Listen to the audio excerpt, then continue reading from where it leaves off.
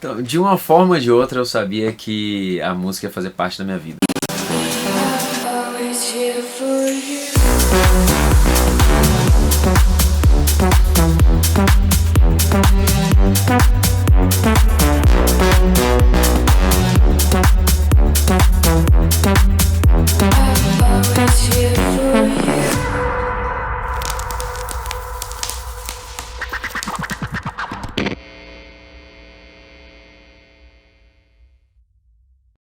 Desde muito cedo, meu pai era guitarrista, então eu sempre escutava muita coisa boa. E em 98 os meus pais se apaixonaram pela música eletrônica e trouxeram isso pro Brasil. Na época era Psytrance, né? O gênero mais tocado aqui.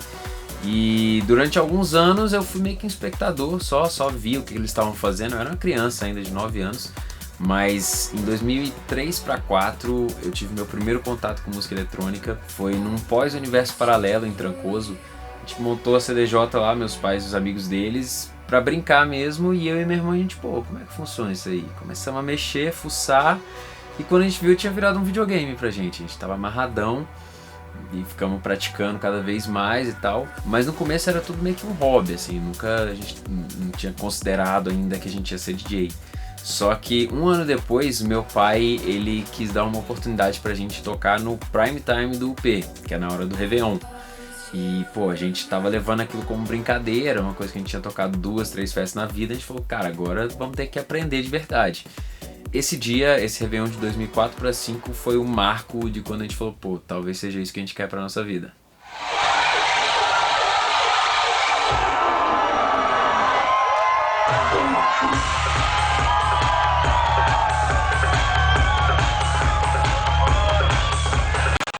Então, eu acho que o UP é um braço meu, assim, que é meio que um family business que não tem pra onde correr, sempre vai cair nas minhas costas e eu tenho que fazer parte daquilo.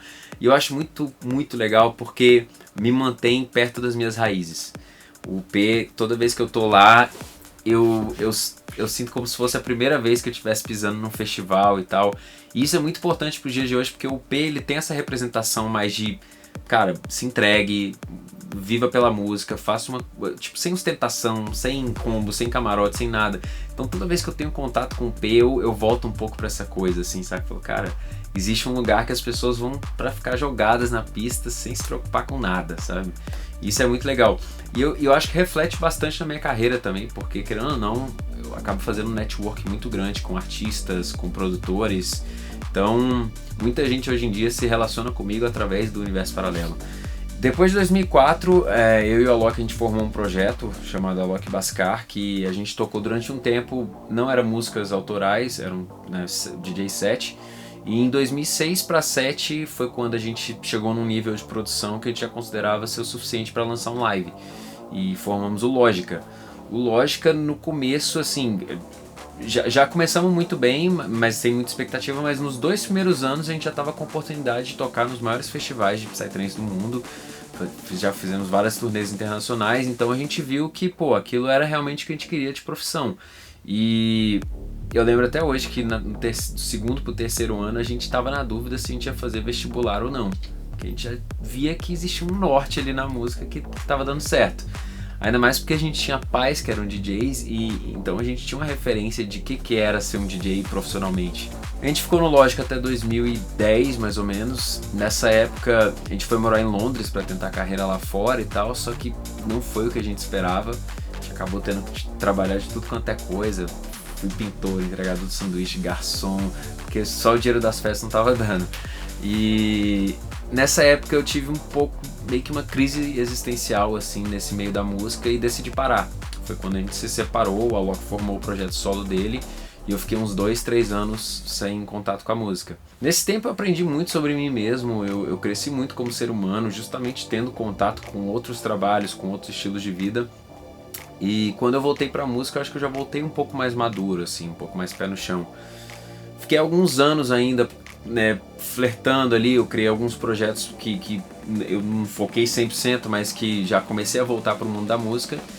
E aí em 2016 eu fundei o Bhaskar, que é meu projeto atual.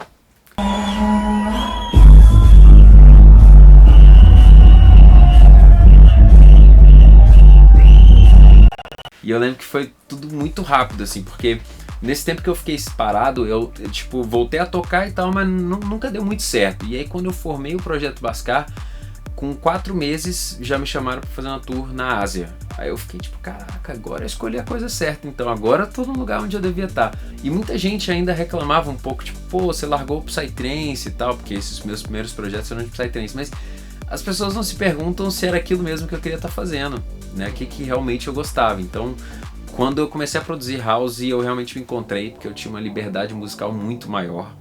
Eu via que abrangia muito mais coisa, e não só isso, eu via que era mais valorizado. Eu sinto que o Psytrance, apesar de ser a cena mais fiel, quem gosta, gosta de verdade, compra o barulho, é uma cena ainda que sofre muito preconceito, é uma cena que os artistas ainda têm que quebrar várias barreiras que no house já foram quebradas. Não que eu tivesse com preguiça de viver essa fase, mas é porque realmente, musicalmente, eu me encontrei no house. Eu tinha muito mais liberdade. Eu acho que, querendo ou não, quem veio do Psytrance traz um pouco dessa bagagem, principalmente na mix, assim, dá pra sentir bem que eu, Dub Dogs, Shapeless, Gabi, todos esses trazem uma influência da mix que a gente fazia no Psytrance, que é muito mais canais, é muito mais complexo ali de colocar cada coisa no seu lugar, e isso eu acho que reflete o nosso som. Querendo ou não, eu acho que o Brazilian Bass, principalmente na época que eu comecei a tocar, o Brazilian Bass nasceu um pouco da fusão entre o Psytrance e o Techno, o Tech House, porque assim, é um som que explora subidas, explora build-ups muito mais intensos do que o Techno fazia antigamente, então eu acho que tem um pouco disso também. Então, quando eu comecei a tocar como Bhaskar, foi a época que o Brazilian Bass foi inventado, né? Assim, eu lembro inclusive que eu fundei o Bhaskar no início de 2016 e a BYOB do Alok do Seven, que foi oficialmente o primeiro hino do Brazilian Bass, foi lançado acho que em dezembro em 2015. Então eu comecei já nessa vertente super focado e tal, mas sempre puxando uma coisa mais melódica. O meu Brazilian Bass não era tão porrada quanto o do Alok ou do Seven, por exemplo. E eu fiquei nos primeiros anos um pouco meio que tentando me encontrar, assim. Eu acho que o mercado brasileiro também passou por muitas metamorfoses nos últimos anos. Então de 2016 a 2018 eu fiquei bem focado no Brazilian Bass. 18 eu comecei a flertar um pouco com pop também, fiz música com Gria, fiz música com 3030, remixei Anitta, remixei Silva, então eu comecei a também tentar outras coisas, mas eu vejo que em 2019 que eu realmente vi, cara, o que eu vou produzir que vai realmente me fazer feliz nesse momento, sem me basear no que tá dando certo no mundo, sem me basear se os outros DJs estão fazendo. E eu acho que desde essa época de 2019 pra cá, eu realmente tenho me encontrado muito mais nessa nova sonoridade, que eu diria que é uma coisa que flerta entre o Tech House e o Progressive House. Ainda tem uma influência de Brazilian Bass, mas eu diria que eu não consigo mais considerar meu som Brazilian Bass mesmo. O que eu percebia era que as ocasiões que eu mais curti na vida não foi escutando Brazilian Bass. Tipo, eu lembro uma vez que eu fui ver o Solomon no Tomorrowland Brasil, e cara, depois que eu vi Adriatic e Solomon, eu fiquei um mês sem conseguir produzir Brazilian Bass. Eu fiquei, tipo, viajando, fazendo mais Deep House, Progressive House e tal. Então eu percebi que os meus grandes ídolos, minhas referências não tocavam Brazilian Bass. E isso foi meio que clareando na minha cabeça. Falei, cara, se que eu realmente gosto não é isso, por que eu tô fazendo ainda? Só por causa do mercado? E eu meio que caí na real que eu queria mudar. Os artistas que mais me trouxeram essa visão, assim, eu diria que foi o Camel Fat, o Rufus e o Chris Lake. Porque esses três, na minha opinião, são artistas que conseguem ser acessíveis sem ser comerciais, sabe? Eles fazem um som underground e estão no mainstream. Então, essas foram as minhas referências de, pô, é aí que eu quero chegar. Se você tivesse que escolher uma track de cada um deles, qual você escolheria? Do Camel Fat, eu acho que a Cola foi a que mais marcou, que provavelmente foi a primeira que realmente bombou eles, mas me marcou muito porque ganhou um Grammy. Porque eu jamais esperava que aquela música ia ganhar um Grammy, saca? Foi bem surpreendente. Mas depois disso eles acertaram várias, que eu sou muito fã. Do Chris Lake, acho que a Turn Off the Lights foi muito importante também para essa virada de jogo, porque além de ser um tech house, eu não sei, fundiu bem com o estilo brasileiro, assim, acho que a galera absorveu bem. E do Rufus, eu nem diria que é o álbum da Inner Bloom, não, eu diria que foi o álbum antes da Inner Bloom, esqueci o nome agora, mas naquela época eu já comecei a identificar que Rufus era um artista que, tipo, os caras conseguem chegar no mainstream, mas é cool, é conceito, tá ligado? Tipo, o cara tá cantando mesmo, mas é conceito, saca? Então eu cheguei à conclusão de que tinha como aceitar esse caminho do mainstream sem ser mainstream, sabe? Eu acho que um must do de qualquer pessoa que curte música eletrônica é ir pro ADE. Não só pelas festas, mas pelas palestras, pelos workshops, por tudo que acontece lá. E as melhores experiências que eu já tive na minha vida com festas foram lá. Eu acho que o melhor set que eu consigo me lembrar que eu assisti foi um back-to-back do James Jones com Mark Carola.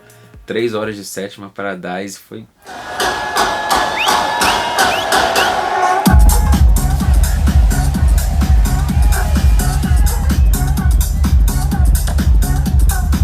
Foi incrível, assim, foi memorável, mas, tipo, lá toda vez que eu vou, eu sempre tenho uma experiência que marca muito minha vida. Já vi o Marcel Plex tocando também 3 horas de set, que foi muito marcante. Então, ADE, em geral ADE. Se for pra ADE, você não...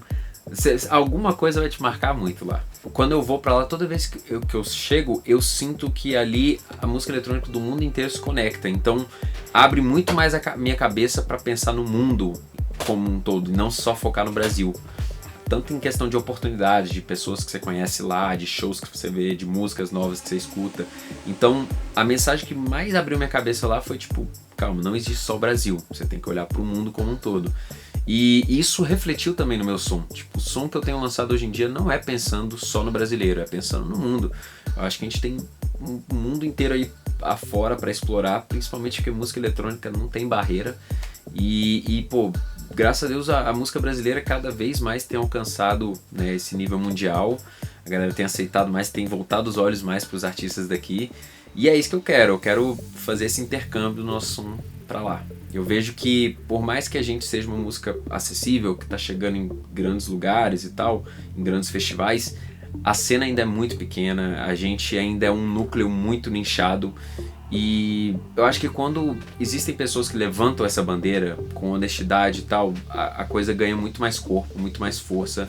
Então uma das minhas missões é justamente levantar essa bandeira e falar, cara, vocês têm que conhecer, porque música eletrônica é uma coisa que depois que você conhece, geralmente se torna o seu gênero favorito. E eu tenho lutado para isso, tanto como artista, quanto como produtor do Universo Paralelo, quanto como A&R da Controvérsia. Em todas essas frentes, eu sempre levanto essa bandeira da música eletrônica. Eu quero que o cenário cresça. E eu sou um tipo de cara que odeia competição, quem é maior que quem. Isso aqui eu acho que todo mundo tem que lutar para fazer a coisa como um todo crescer. Agora, trabalhando na Controvérsia, tá sendo muito legal porque me vincula ao meu irmão de uma forma ou de outra. Assim, a gente, querendo ou não, tá levando caminhos diferentes, mas na Controvérsia é nosso ponto em comum. Então, diariamente a gente tem reuniões, fala sobre a gravadora, planeja o futuro, e isso é muito legal, porque é meu irmão gêmeo, eu quero estar junto com ele. Então a Controvérsia foi o denominador comum que a gente achou para continuar trabalhando junto. Então musicalmente, eu acho que o que retrata bem a minha fusão com ele foi justamente o set que a gente gravou em Carneiros ano passado, porque ali mostrou o lado mais eletrônico do Alok fundido com o meu, então dá para entender bem aonde a nossa música se une. E cara, profissionalmente, como pessoas também, a gente acabou se conectando de várias maneiras nos dias atuais, porque pô, a gente teve filho na mesma época, então acaba juntando esse assunto também. Pô, a gente sempre se ajuda com feedbacks, com opiniões, com alguns business, então de uma forma ou de outra a gente está sempre muito ligado, assim. Então, eu acho que a música em si, o primeiro critério, e é o que eu mais prego hoje em dia, é que ela tem que ser feita com verdade. Eu vejo assim que, beleza, tem estilos que estão mais no hype, que estão bombando mais e tal, mas se não é aquilo que você gosta, não vai dar certo pra você, saca? Música não combina com oportunismo. Eu acho que você tem que estar ligado sim no que a galera tá aceitando e tal, mas você não deve se render a uma coisa só porque aquilo tá bombando. Então, o principal critério para mim, para uma carreira de um artista, é a sinceridade, a autenticidade naquilo que ele faz. Se ele gosta de hardstyle, é isso que ele tem que fazer, entendeu? É seguir o que ele realmente gosta de coração. Porque mesmo que ele não alcance a maior gama de gente no primeiro momento, porque não é o som que está no hype, as pessoas que ele conquistar vão ser verdadeiras, vão ser fãs sólidos, e isso pra mim a longo prazo é muito mais importante do que acertar um hit. Então agora que a gente tá sem festa, eu acho que mudou um pouco a minha visão de o que lançar, nesse momento especificamente. Tipo, se eu for olhar os meus últimos 10 lançamentos, eu acho que 1 ou 2 foram mais voltados pra pista e o resto foi bem mais pro streaming, né? Então eu acho que isso abriu também a cabeça de muita gente para pensar no mundo além das festas, pensar no impacto que a gente pode causar nas pessoas através das plataformas digitais. E eu tenho investido bastante nisso. Tem músicas que eu tô fazendo que provavelmente eu nem vou tocar nos meus shows, mas que vão ser importantes para construir essa minha solidez como artista. Então, Follow the Sun, na verdade, ele é exatamente isso. Essa conversa de tocar um som que não é só pra pista, porque nele eu consigo ter uma liberdade musical muito maior. O Follow the Sun nasceu quando começou a quarentena. Eu fui fazer um after da live do Alok que ele fez em casa, no Multishow e tal, e eu comecei a tocar e falei, cara, agora eu só vou parar no amanhecer. E foi embora. Foi uma live que eu fiz na tora mesmo, do meu celular, ligado no iRig, no Mixer, tipo, sem produção nenhuma, e foi uma das mais importantes da minha carreira, porque depois dela eu criei o Follow the Sun, que foi esse projeto que eu faço um set fazendo essa transição até o amanhecer. E o mais legal é que eu sei que isso se conecta muito bem com o set, porque o som que você toca quando são 3 horas da manhã é um tipo de som, quando tá amanhecendo você vai para outro, então eu consigo ter muito mais liberdade musical através do Follow the Sun.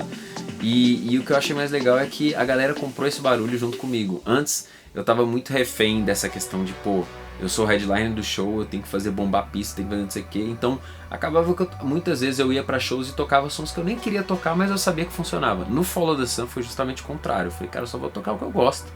Se não gostar, se o público não gostar, infelizmente eu não vou mudar, porque isso realmente é a minha sinceridade. E, pô, graças a Deus a galera comprou muito barulho, e hoje eu diria que é um dos fortes da minha carreira, assim. O Follow the Sun com certeza é um projeto que eu vou levar por muito tempo ainda.